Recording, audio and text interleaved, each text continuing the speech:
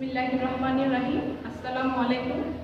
সুপ্রিয় শিক্ষার্থী বন্ধুরা, কেমন আছো তোমরা? আশা করি সবাই ভালো আছো। আমিও আল্লাহর রহমতে ভালো আছি। আমি লুৎফুন্নেসা শিকদার, প্রভাষক, হিসাব বিজ্ঞান, Kazem Ali school and college. Kazem Ali school and কলেজের অনলাইন ক্লাসে তোমাদের স্বাগত জানাচ্ছি।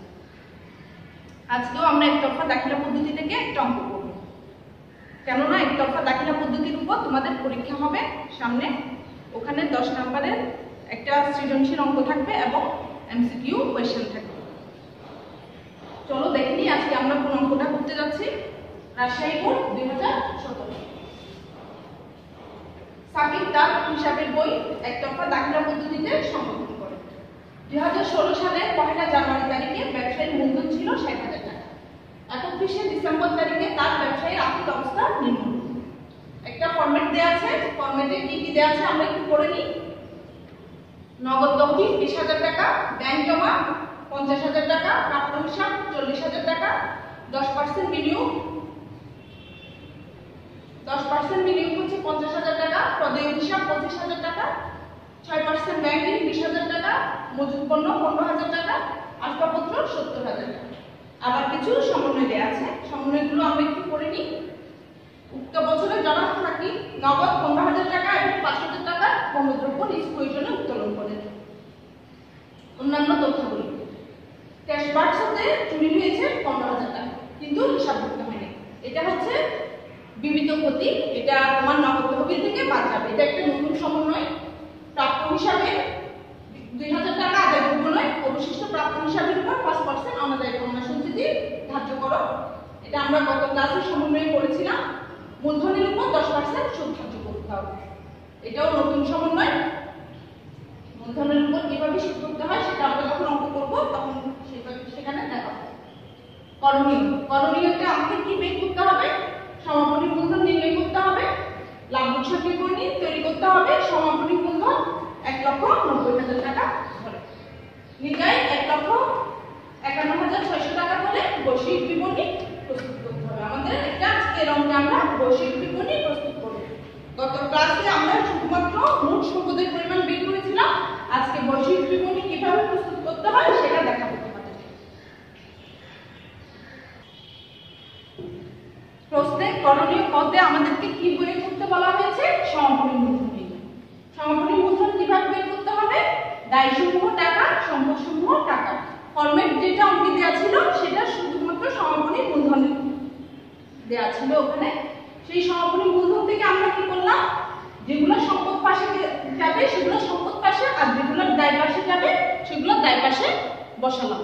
সম্পদ পাশে বসলো কি কি? নগদ তহবিল, ব্যাংক জমা, প্রাপ্য হিসাব, 10% বিনিয়োগ, মজুত পণ্য, আসবাবপত্র। এরপর এই সম্পদ পাশের যোগফলটা হচ্ছে কি সব সময় বড় হবে। সম্পদ পাশের যোগফল থেকে দায় পাশের যোগফল, প্রদেয় হিসাব, ব্যাংকিং বাদ দিলে আমার পার্থক্য কত হবে? 2,45,000 টাকা থেকে যদি আমরা 25,000, 20,000 বাদ দিলে আমার মূলধন, সমাপনী মূলধন বের হবে 2 লক্ষ টাকা। এভাবে আমাকে সমাপনী মূলধন নির্ণয়টা প্রস্তুত করতে হবে। করণীয় পদে এভাবে সমাপনী মূলধনটা আমরা বের করব। শিক্ষার্থী বন্ধুরা এবার খেয়াল করো করণীয় পদে আমরা কি করব? লাভ লোকসান বিবরণীটা প্রস্তুত করব।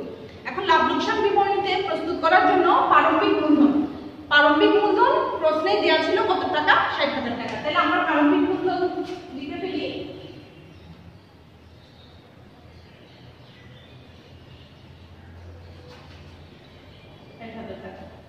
এবার সমাপনী মূলধন প্রশ্নে বলা হচ্ছে 1,90,000 টাকা ধরে করার জন্য।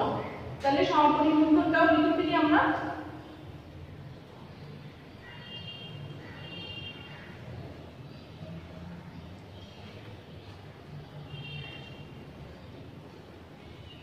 প্রারম্ভিক মূলধন 60,000 টাকা, সমাপনী মূলধন হচ্ছে 1,90,000 টাকা। এবার উত্তোলন আছে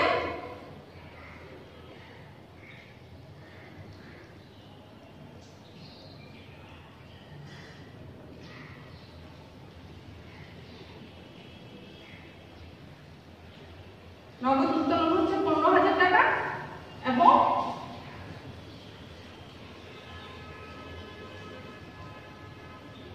পণ্য উত্তোলন হচ্ছে 5,000 টাকা, 20,000 টাকা। ঠিক আছে, এবার অনাদায়ী পাওনা।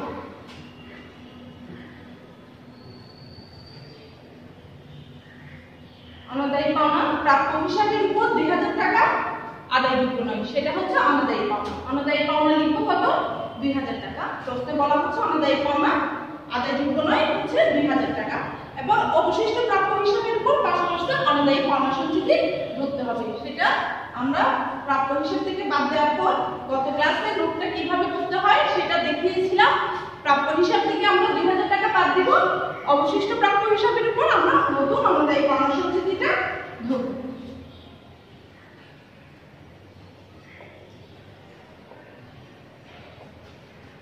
তাহলে 1 লক্ষ, তাহলে 1,900 টাকা।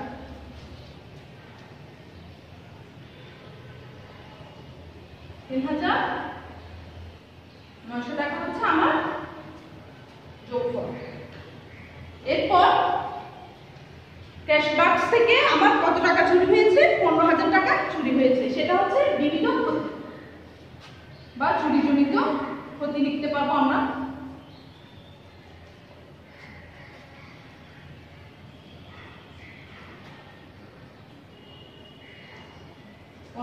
টাকা। এরপর মূলধনের সুদ। মূলধনের সুদটা কিভাবে বের করবো দেখো একটু। মূলধন দেওয়া আছে আমার কত? প্রারম্ভিক মূলধনের উপরেই মূলধনের সুদটা ধার্য করতে হয়। প্রারম্ভিক মূলধন দেওয়া আছে আমার কত টাকা? 60,000 টাকা। 60,000 টাকার উপর কত পার্সেন্ট করতে হবে? 10%। তাহলে আমার কত টাকা? 6,000 টাকা। মূলধনের সুদ হচ্ছে 6,000 টাকা। কোয়েশ্চেনে বলা হয়েছিল 6% ব্যাংক ঋণ, তাহলে 6% ঋণের সুদ আমাকে বের করতে হবে। ঋণের সুদ 20,000 ইনটু 6%, 1,200 টাকা। এবার বিনিয়োগের সুদ।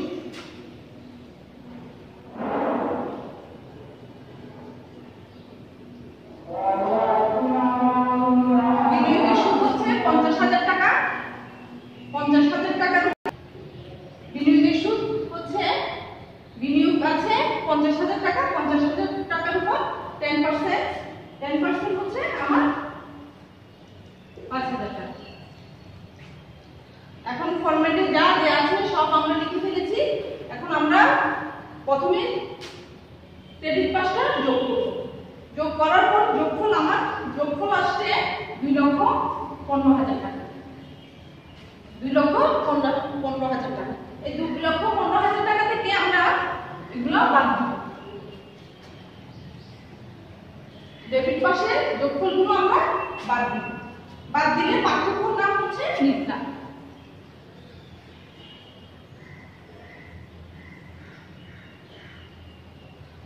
এক লক্ষ 28,900, 2,15,000। এভাবে আমাকে লাভ লোকসান বিবরণীটা প্রস্তুত করতে হবে। আজকে আমরা বিনিয়োগের সুদটা বের করলাম নতুন, তারপর ঋণের সুদ কিভাবে বের করলাম, ঋণের সুদ নতুন, মূলধনের উপর সুদটা ধরলাম। কিভাবে ধরলাম? প্রারম্ভিক মূলধনের উপর 10%, ব্যাংক ঋণ দেওয়া ছিল যে ব্যাংক ঋণের উপর আমরা 6% ব্যাংক ঋণের বকেয়া সুদটা বের করলাম, আর বিনিয়োগের সুদটা বের করলাম। এগুলো আজকে আমাদের জন্য নতুন ছিল, বাকিগুলো আমরা গত ক্লাসেও করেছি। একই নিয়মে আমাকে লাভ লোকসান বিবরণীটা প্রস্তুত করতে হবে। এই হচ্ছে লাভ লোকসান বিবরণী প্রস্তুতের নিয়ম। এবার আমরা গতে যাব। এবারে আমরা গতে বৈশ্বিক বিবরণীটা প্রস্তুত করব। বৈশ্বিক বিবরণী প্রস্তুতের জন্য ফরম্যাটটা কিভাবে হয়েছে দেখো। দায়সমূহ টাকা, সম্পদসমূহ টাকা। এবার সম্পদগুলো আমরা সম্পদের পাশে বসাবো, দায়ের পাশ এবং মালিকানা সত্ত্বগুলো দায়ের পাশে বসবে। তাহলে আমরা সম্পদ পাশে কি কি আছে দেখি। নগদ তহবিল। নগদ তহবিল আছে আমার 20,000 টাকা। 20,000 টাকা থেকে চুরিজনিত ক্ষতি আছে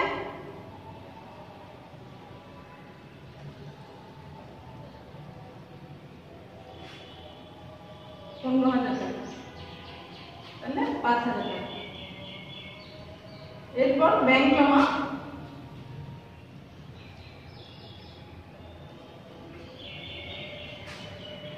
50,000 টাকা, প্রাপ্য হিসাব 40,000, প্রাপ্য হিসাব থেকে অনাদায়ী পাওনা বাদ দিতে হবে।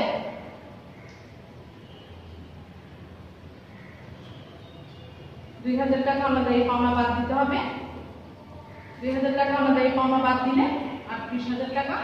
এখান থেকে আবার আমাকে অনাদায়ী পাওনা সঞ্চিতি ধরতে হবে।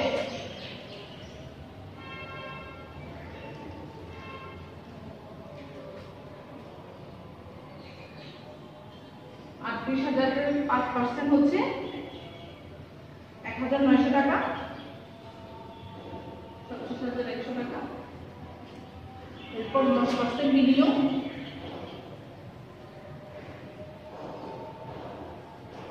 10% বিনিয়োগ হচ্ছে 50,000 টাকা। বিনিয়োগের বকেয়া সুদ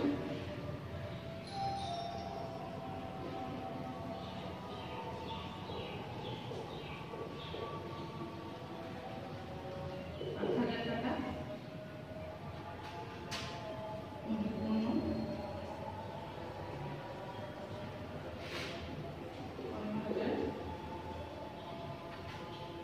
আসবাবপত্র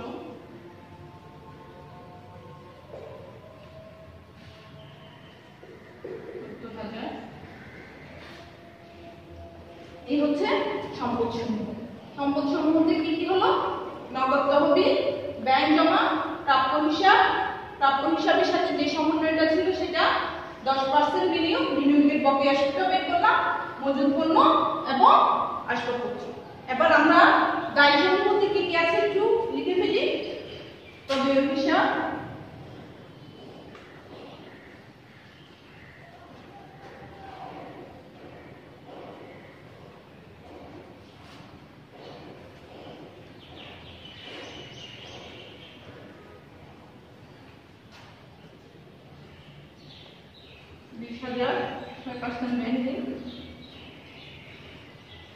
ঋণের বকেয়া সুদ, 6% ঋণের বকেয়া সুদ 1200 টাকা। দায়সমূহ লেখা শেষ। এবার লিখবো আমরা মালিকানা সত্ত্ব। মালিকানা সত্ত্বতে প্রথমে কি আছে আমার? মূলধন। মূলধন প্রারম্ভিক মূলধনটা লিখতে হবে। মূলধন হচ্ছে আমার 60,000 টাকা। আমার মূলধন হচ্ছে 60,000 টাকা। মূলধনের উপর সুদ,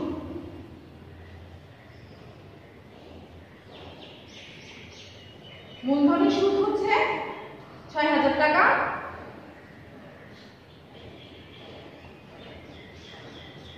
এরপর আমাকে নিট আয়টা লিখতে হবে। নিট আয় আমাকে প্রশ্নে বলা হচ্ছে 1,51,600 টাকা ধরে আমাকে বৈশ্বিক বিবরণীটা প্রস্তুত করতে বলা হয়েছিল। তাহলে নিট আয় আমাকে কত টাকা বসাতে হবে? 1,51,600।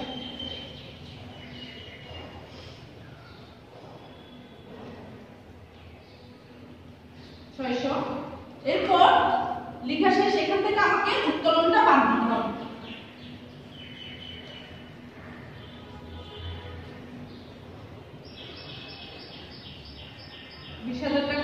উত্তোলন বাদ দেওয়ার পর যোগফল বের হচ্ছে 1,97,600। এবার আমার সম্পদ এবং দায় সমান পদ্ধতিতেই আমার বৈশ্বিক বিবরণীটা প্রস্তুত সম্পূর্ণ হবে। এখন দায় পাশের দেখে বোঝা যাচ্ছে দায় পাশের যোগফল বের হচ্ছে আমার, দায় পাশের যোগফল বের হচ্ছে 2,43,800 টাকা। দায় পাশের যোগফল বের হয়েছে আমার 2,43,800 টাকা। এবার সম্পদ পাশের যোগফল দেখা যাচ্ছে সম্পদ এবং দায় পাশের যোগফল কি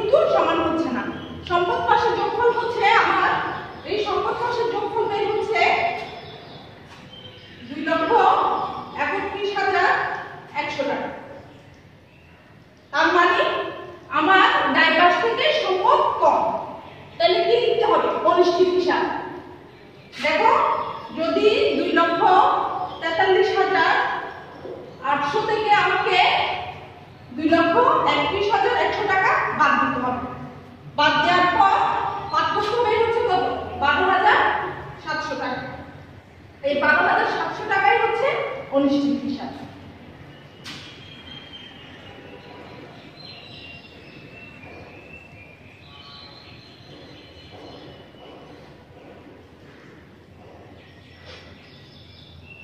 তাহলে 2,43,800 টাকা। এবার দুই পাশের যোগফল আমার সমান হয়েছে, দায় এবং সম্পদ পাশের যোগফল সমান হয়েছে। এভাবে আমাকে বৈশ্বিক বিবরণীটা প্রস্তুত করতে হবে। বৈশ্বিক বিবরণীটা আমরা এভাবে প্রস্তুত করব। তাহলে আজ এই পর্যন্তই। আল্লাহ হাফেজ।